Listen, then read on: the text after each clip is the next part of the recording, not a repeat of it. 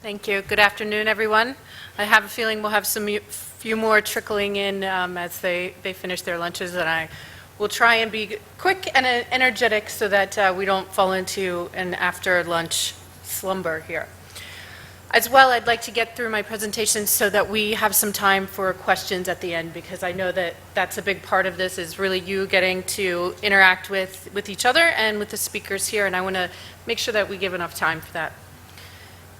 I'd like to share a little story with you as I kick this off that started roughly 20 months ago when some leaders within SAP came to me and said, we're creating a new role in our business specifically for our cloud technology, and it's going to be a team of people called Service Delivery Executives. Would you be interested in joining this group?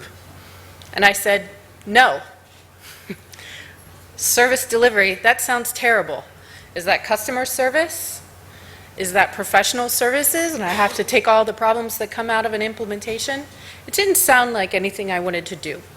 At the time, I was heading up sales for services for all of Asia, and I just thought, not really interested. When they came back to me again about 6 months after that initial conversation and said, things are picking up. Are you sure you don't want to come and join our team? We think you'd be a great asset. And I said, okay, well, tell me a little bit more about it. Maybe I don't understand, maybe I don't know. And once I started to learn a little bit more, it started to make more and more sense to me. And it was really rethinking human resources and the way that vendors interact with human resources leaders to provide them an amazing service. And so I started thinking a lot about this topic. And that's really what has led me to this place today and talking about HR as a service rather than a transactional sort of function within business. So in the past, we've really seen an evolution of human resources. Typically, from the onset, this was a very, very transactional, operational type of role within a business. And I'm sure a lot of you have seen this graphic that's up here in the past. People, process, and technology, right? This is nothing new. But over the years, we added another piece to this, and that's the technological portion. Initially, most organizations would have had their HR technology in the form of ERP systems, which are on-premise systems, very bespoke and customized for each individual business who's implementing this sort of software.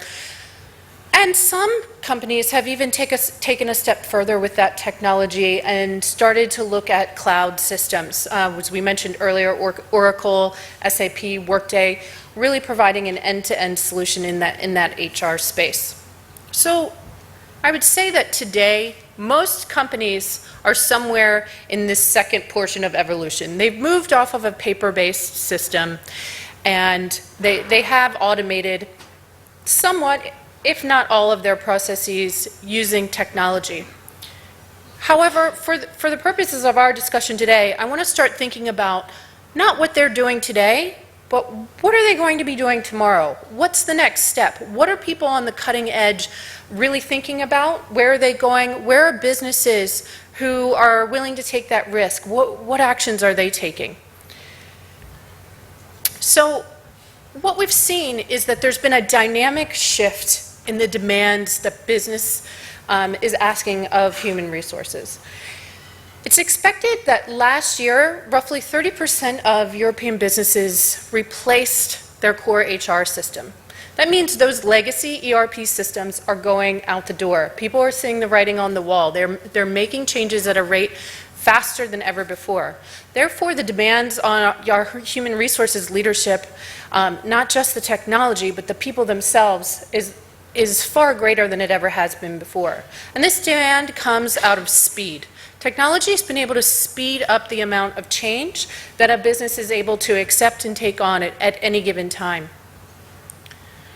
The result, really, in my opinion, is going to be a dynamic shift in change around the way we think about HR, and we add a level of service. So we're not taking anything away from these old paradigms that we've seen. We're actually enhancing it and adding on another layer.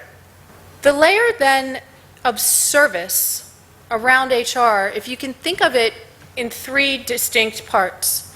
One is your technology, right? And that's really moved from, as I said, ERP to cloud, so that's software as a service. The next is going to be service delivery. And what does that mean? We'll get into it a little bit more later, but you'll think about internal service delivery within your organization, as well as how you interact with external vendors and providers. And what does that mean for your organization? And then the last, and I think the most holistic, is really thinking about HR as a service. Not as a function of operations, not as a transactional portion of your business, but as a service to your business, to your employees, to your leadership. So let's break this down a little bit. What are the results of moving towards a cloud-based system? Our employees are demanding mobile technology, right? We've talked about this earlier today. They're used to using apps. Multi-generational workforce is able to access anytime, anywhere information. It's giving businesses access to innovation in ways that it never has before. For instance, a product that I work with called Success Factors releases four times a year automatically updates to our software that you would never have been able to get access to with an ERP system where you would have had to manually update your system in the past. So it's real-time updates, it's continuous improvement all the time. It also allows business leaders to be able to access that data anytime, anywhere, and be able to make real-time decisions. So it's incredibly powerful when it's leveraged properly, and gives them a much greater insight across their business as to what's going on. Is everyone in the business aligned to the same goals and the same outcome? It's really a value add for your leadership to be able to make decisions and have big data behind some of the decisions that they're making.